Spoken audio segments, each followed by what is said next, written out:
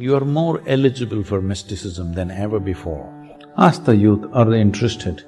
Without going to the back streets and buying, simply sitting here and stoned out. If entire life is a race, finish line is death. Is that what you want? It's time the youth of this world stand up and demand a more sensitive, humanistic education process for your own growth, well-being and the well-being of the world, because this world is yours tomorrow. Mysticism is not some magic. Mysticism is just this. Anything that you do not understand or perceive is mysterious to you, isn't it? Yes or no? Let us say, this is 1,000 years ago, all of you are sitting here somewhere outside, and I came cycling. You had never seen a bicycle, you don't know what's the concept of a bicycle. I came cycling on these thin 2 wheels. Then I say, I just rode down from heaven and I'm here.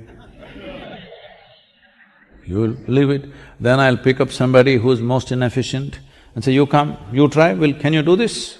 Of course he will fall down. Then it's established, I rode down from heaven and things.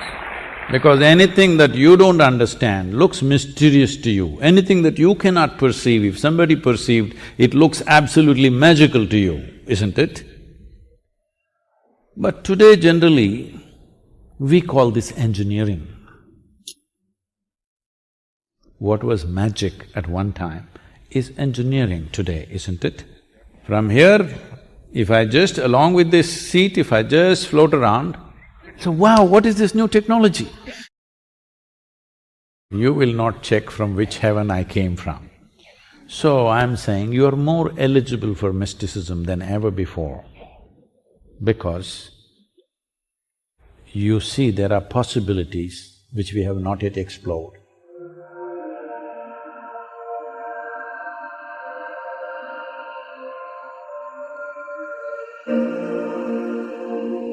I'm a little bit perplexed when I'm talking to people who are younger, like say 20 years old, who are in a mode of strengthening their individuality and being actually totally resistant to this idea that they need to let the guard down. Say, about a year and a half ago, nearly 2 years ago, we launched a movement called Youth and Truth.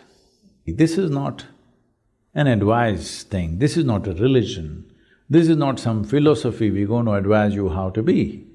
Just, you have questions. When you're young, you have lots of questions.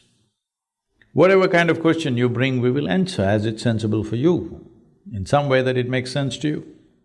And it picked up so much momentum that as I'm saying, over 162 universities right now invites are waiting, we're just not able to go. So what is it that draws them?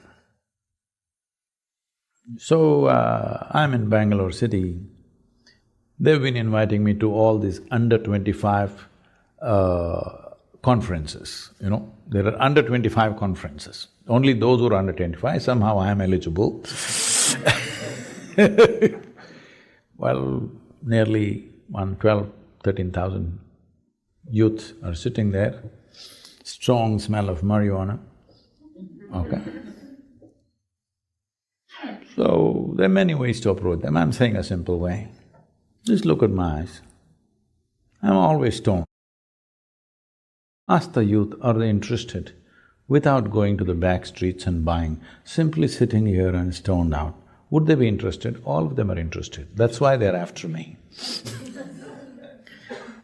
So, don't try to teach them a philosophy. Give them a better alternative. Hello?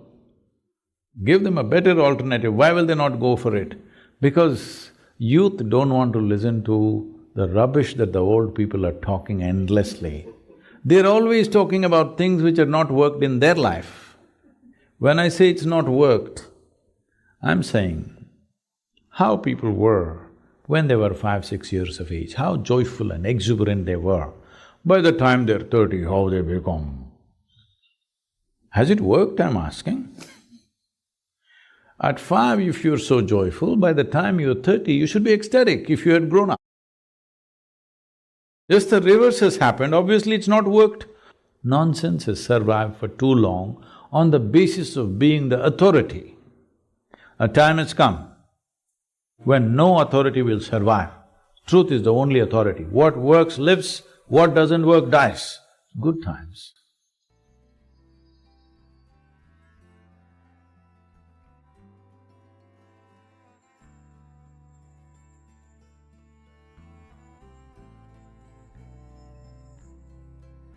Unfortunately, we have created a movement in the world, education being the core of it. There are many other aspects. Education is the core of it, where it's always about conquering the world. Right from kindergarten, they're only asking who is number one, who is number two, who is number three, who is number last. Education is a consequence of the general attitude in the society. We have become a conquering mode. I think this is a fallout from the imperial way of existence that we've had for last 3 centuries. That we think we are powerful and we are good only when we have everybody at our feet. Well, with technology, with worldwide growth of human aspiration, having everybody at your feet, times are over. But still we have not managed to change the education system fundamentally. Here, still you're struggling, who conquers whom? When you want to race with somebody, or when you think life is a race, all you want to do is get to the finish line fast, isn't it? Hello? If entire life is a race, finish line is death, why don't you get there quick? Hello? Is that what you want? People are telling me that is also happening in the universities, unfortunately. That is also happening, most unfortunate. Why would a young person want to take his own life? When they want to take their own life, we are doing something very fundamentally wrong in the society. The main problem is this: we want everybody to be conquerors. Not everybody has a heart to be a conqueror. Not everybody wants to conquer anything. Hello? Everybody would want to explore, engage, understand, but not everybody wants to conquer. But we have set the whole world in a conquest mode. So the only way is all the sensitive people will get trampled, the crudest lot will get to the top. Not a good way to structure this society and this world. It's time we change the structures which make people… Education is an important process because nearly 90% of the human population is passing through that one sieve, isn't it? Hello? This sieve should become a sensitive, very humanistic sieve. This should not be an imperial sieve, this should not be, an Adolf Hitler or Alexander the Great kind of sieve. Right now we are trying to produce them.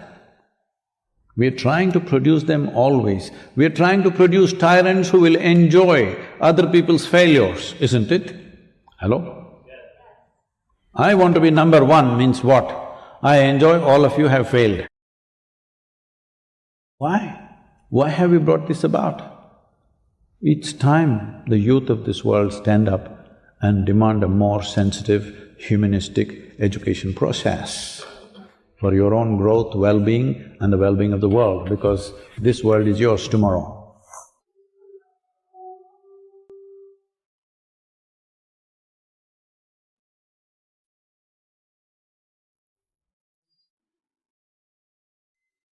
And you, as one of the people with some direct impact on the land, have taken on the challenge of planting 2.4 billion trees to rehabilitate the Coveri Basin in India. To me, 2 billion trees sounds like a really huge number. Well, 2.42 billion trees definitely sounds like a large number.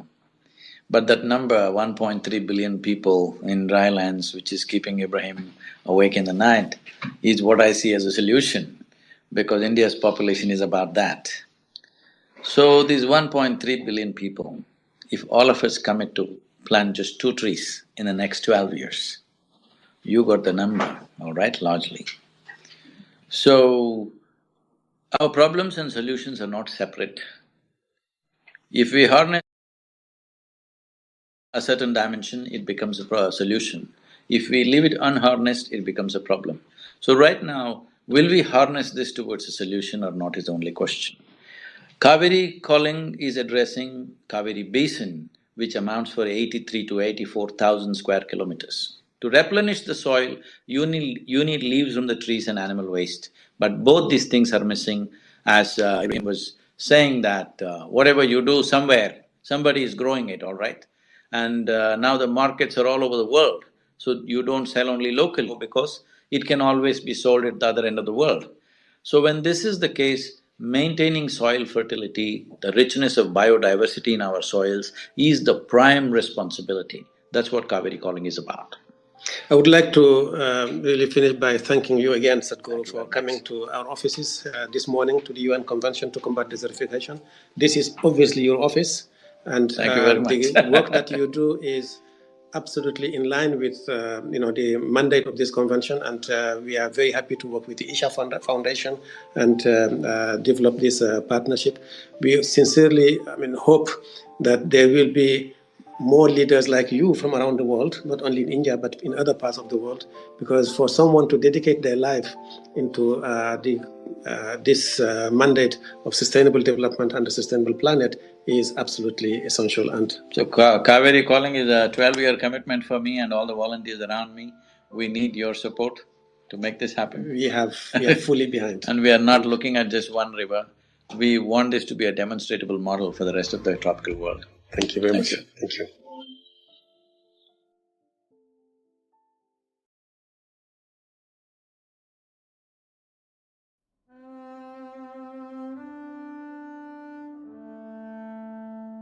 Monotony is not life, monotony is the nature of the mind. That is, if you left your mind loose without knowing how to employ it.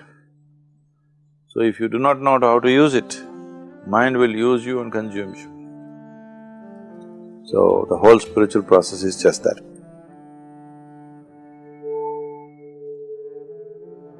Every moment of your life, if you just look up, you're seeing a new piece of the sky because the earth is rotating. Isn't it? Every moment if you look up, you're seeing a new piece of the sky, it's very exciting. The earth is spinning all the time. Not one moment same old thing anywhere, everything is changing. If you're alive to life, you will never know any monotony in your life. If you're not alive to life, but you just live in your mind, then everything will be monotonous because mind is repetitive in nature. People who are just bored and dejected and suffering the monotony of life, people come to just a week-long or weekend program and suddenly everything looks fresh for them because the cataract on their eyes has been cleared. So, the cataracted mind has been cleared and suddenly they find everything is beautiful for them all of a sudden. Particularly people who go through the Bhavaspadana, for them they go out and suddenly they're excited about everything, the same old things. So, what is old essentially comes because of your mind, otherwise there's nothing old in existence. Modern science is proving to you beyond any doubt, there is no such thing as old anywhere. Everything is reverberating and creating itself all the time. And a rock is pulsating with new life every moment. But the old exists only in the mind, because mind functions out of past memory. Once your mind is repetitive, you will neither know peace, nor joy, nor wisdom in your life. Each time you meditate and go beyond this repetitiveness.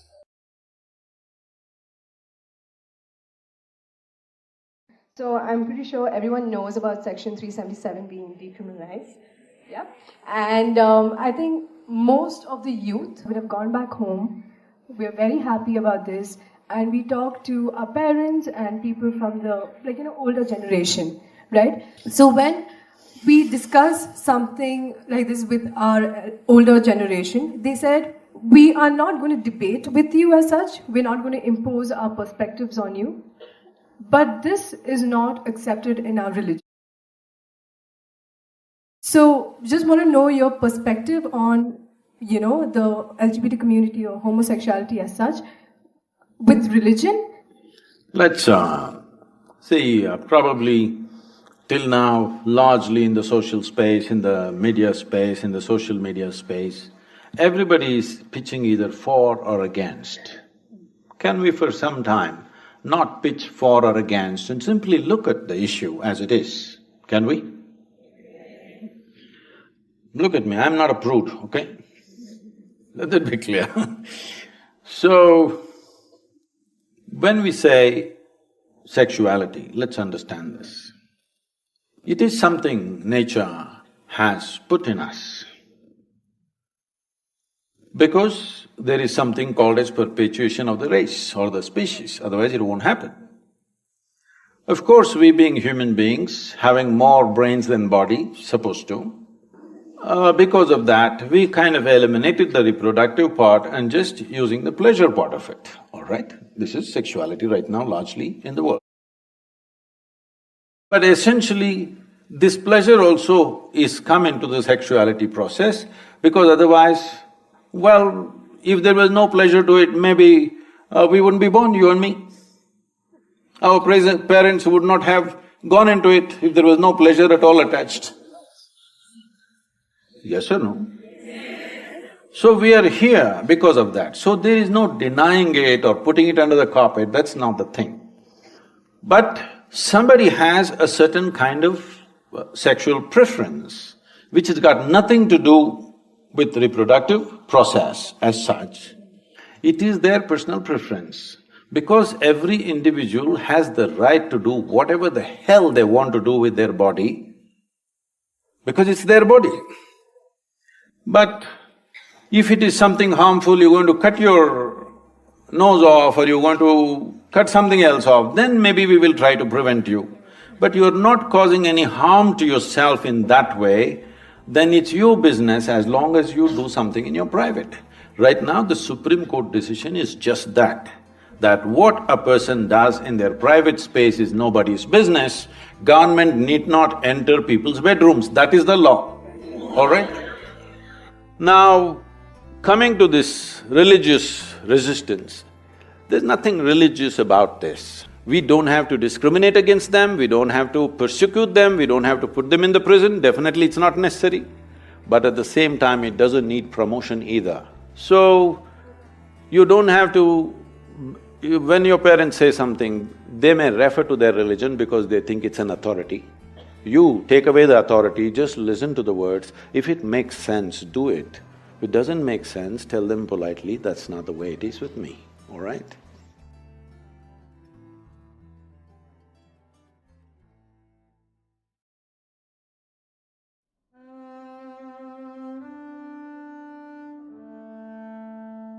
She said, I hear that monks are looking for shelter in many homes. Why don't you come and stay in my house?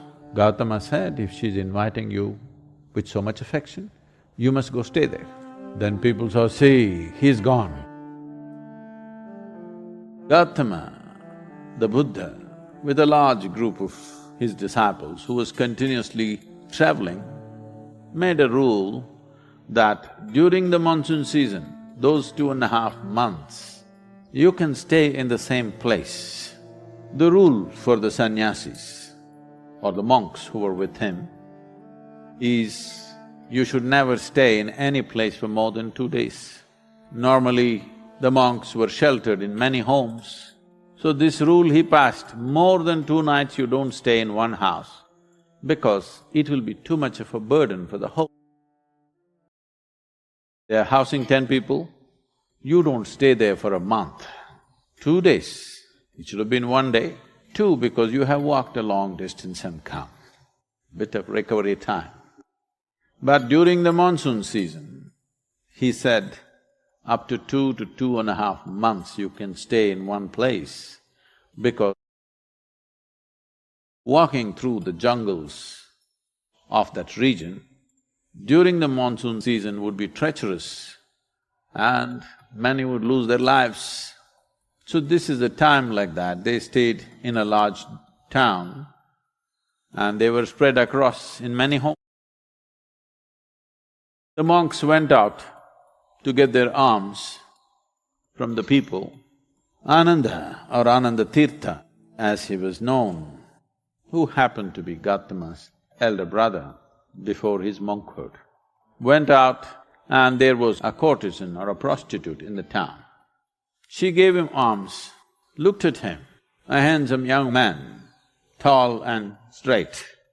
She said, "I hear that monks are looking for shelter in many homes. Why don't you come and stay in my house?" Another said, "I have no issue, but I must ask the Buddha as to where I should stay." Then she became really taunting. She said, "Oh, you're going to ask your guru? Go and ask him, let's see what he says." So Ananda brought what he had collected for the day. Gautama was sitting, he came and placed it at his feet, and everybody is supposed to find food and shelter wherever they go. Ananda asked, "Like this lady is inviting me, can I stay there?" Gautama said, "If she's inviting you with so much affection, you must go stay there." The townspeople who were sitting here, they said, "What? A monk is going to go and stay in a prostitute's home? This is it." This spiritual process has become corrupt. Gautama looked at them and said, "Why are you so worried? The lady is inviting him. Let him stay, what is the problem?" They all started getting up and started shouting.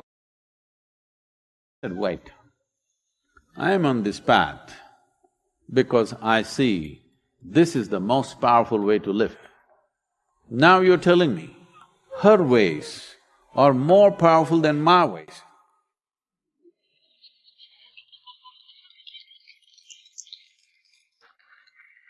If that is the truth, I will also go and join.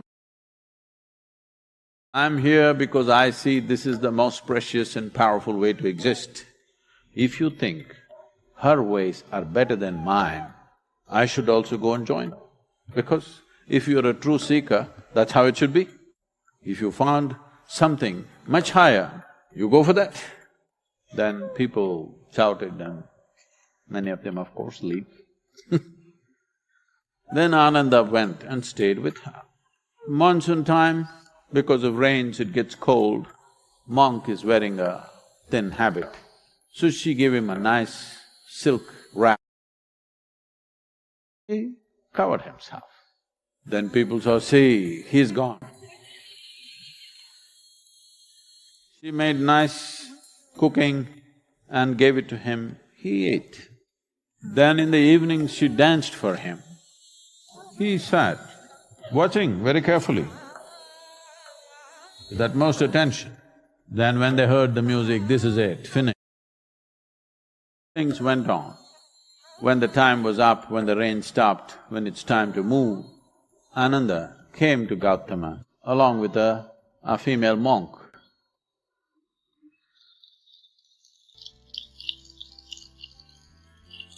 So, the power of being on the path of truth has been there, but has been many times at its height, but never got mainstreamed.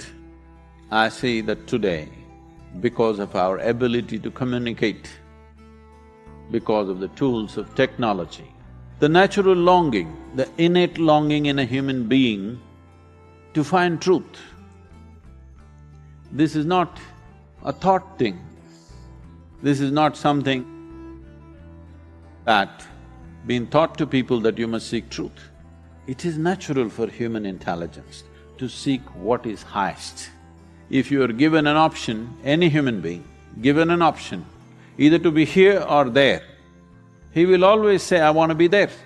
Right now he may be caught up here, but aspiration is to go to whatever is the highest.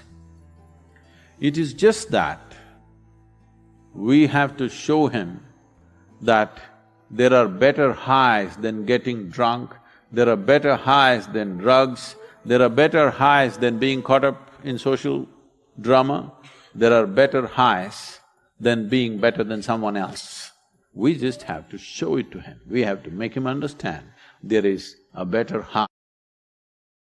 Forever, many sages, saints, yogis, gurus have been doing this, but as I said, they were gentle people. They didn't have a voice like me.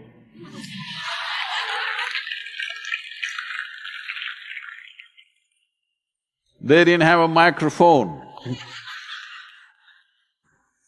They didn't have tools with which they could speak to somebody there. They could only speak to people here. In spite of that, they did tremendous things. For their times, many of them did tremendous things out of sheer grace and energy.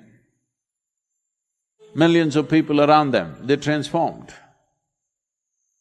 Millions of people around them, they put them on the path of truth, on the power of truth. But a time has come where our ability to communicate is such, we can make truth slip through every door. We can make truth knock on everybody's minds and hearts. Never before this was possible. Technology has rendered us to this place.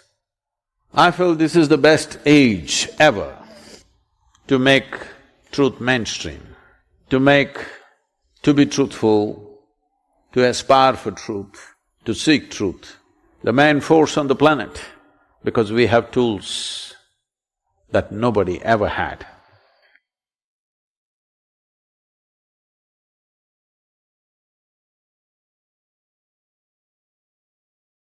Each of these videos is a construction, and whoever reaches the end is helping to sustain this work. If this content resonated with you, leave a comment, share it, subscribe, and of course, give it a like. Also, take a look at the links in the description. There are more paths for you to explore. Thanks a lot, big hug, and see you in the next video.